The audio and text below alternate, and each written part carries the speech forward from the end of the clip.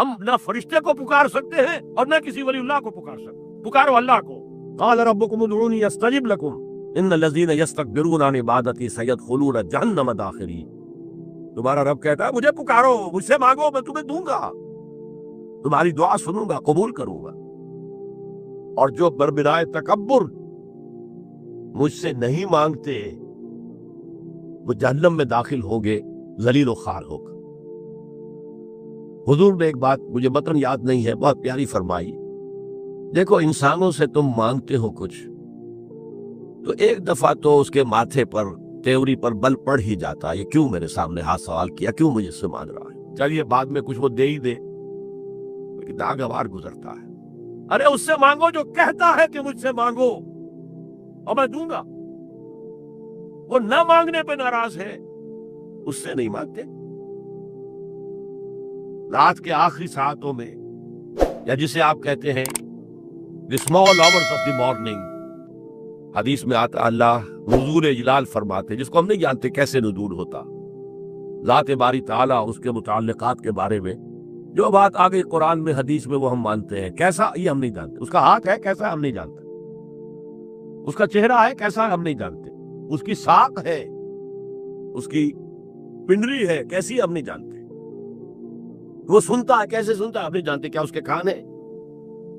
کیا اسے بھی ساؤنڈ ویوز کی ضرورت ہے سننے کے لیے، وہ دیکھتا ہے کیسے دیکھتا ہم نہیں جانتا، وہ اترتا ہے کیسے اترتا ہم نہیں جانتا، جو قرآن میں آ گیا حدیث میں آ گیا مان لیجئے بس،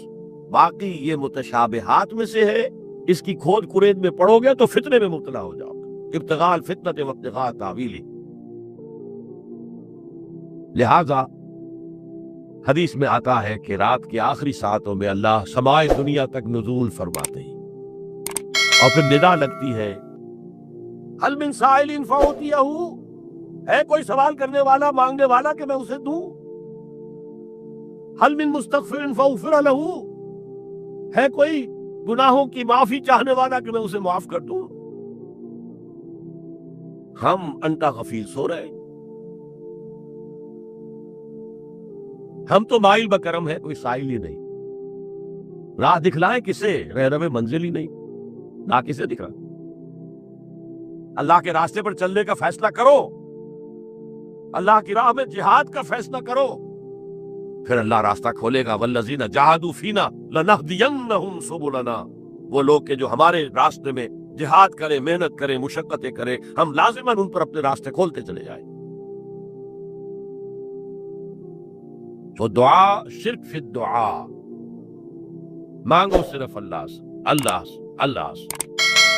وہ چاہے کسی فرشتے کے ذریعے، چاہے کسی فوت شدہ ولی اللہ کی روح کے ذریعے سے، چاہے کسی کو بھی نہیں، براہ راست اپنے حکم سے، اس کی تو قدرت ہے جو چاہے کرے، کن فیکون، وہ جیسے بھی ہو وہ آپ کی ضرورت پوری کرے گا، وہی ہے جو کہ مشکلات کو حل کرنے والا ہے، وہی ہے کہ جسم دینے والا ہے، وہی ہے جو مرض سے شفا دینے والا ہے، پکارو اسی کو، مانگو اسی سے۔